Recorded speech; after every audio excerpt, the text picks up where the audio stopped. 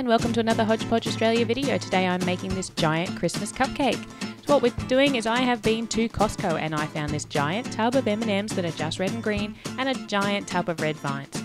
I have also cooked a giant cupcake using my giant cupcake mold, and I am going to level that off. But while I level that off, I would like to ask anybody who knows, what are red vines? I always thought it was red licorice, and maybe it's a different red licorice to what I was expecting. Like I thought it'd be like black licorice, but red and a slightly different colour. So if someone out there can tell me what red vines are, and if I just have a really wrong interpretation of licorice or American licorice, please hit me up in the comments, because I don't think this is red licorice, and it probably isn't supposed to be. Anyway, getting back to the cake.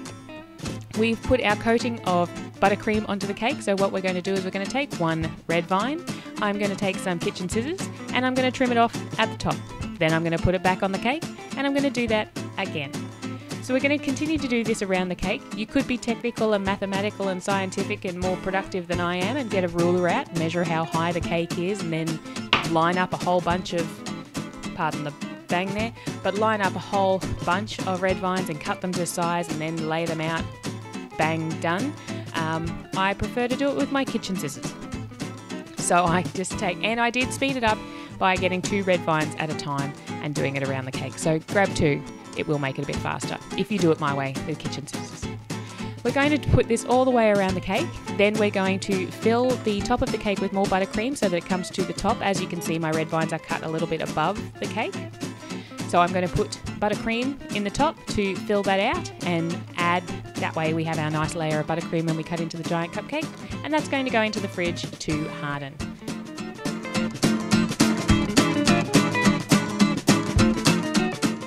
While our base is hardening in the fridge, let's get onto the top. So using the top of our cupcake and our red and green M&Ms that you will see in a minute, we're going to put our icing all over the top of our the giant cupcake, and then we're going to start patterning our M&Ms. Now you can do whatever pattern you want on the top. I decided to go with 2 lines of each colour down, but as you can see, it doesn't come out exactly with 2 lines because of the shape of the top. And don't be afraid that once you start a pattern, if it's not really going to go the way you had it in your head, just go with the flow and do what you can with it. It all looks lovely, okay? Trust me. It might not look exactly like you had pictured in your head, but it looks lovely.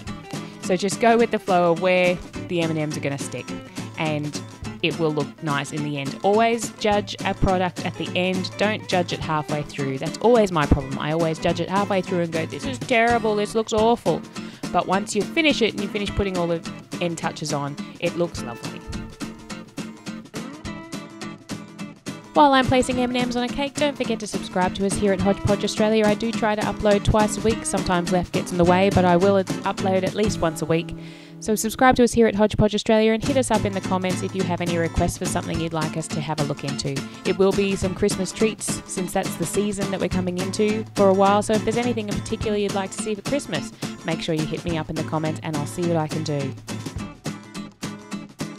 Here is my finished product. If you don't like the white underneath, feel free to colour your buttercream a red or a green. It'll blend in nicely, or maybe even a brown would be nice.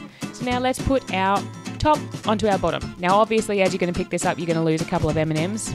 Well, if you're me, it's obvious you're going to lose a couple of M&Ms, but you can just stick them back on, so don't worry about that. So let's get the top off. We'll put it onto our cake and we will add our dropped M&Ms back on so that we have a nice finished product. And to tie this one off, pardon the pun, anyway, let's put a white ribbon around just to jazz it up a bit. Now I couldn't find any fabric ribbon today, so I'm using some non-fabric ribbon, which isn't the best. I would recommend fabric ribbon, but hey, we only work with what we've got sometimes, and that bow was far too big, so let's make that shorter and trim that off. And here we have our giant Christmas cupcake, which would be an absolute hit. My kids wanted to cut into it straight away and have as much as they could. Love the M&Ms, love the buttercream, love the cake. It's a lovely festive treat, and thank you for watching.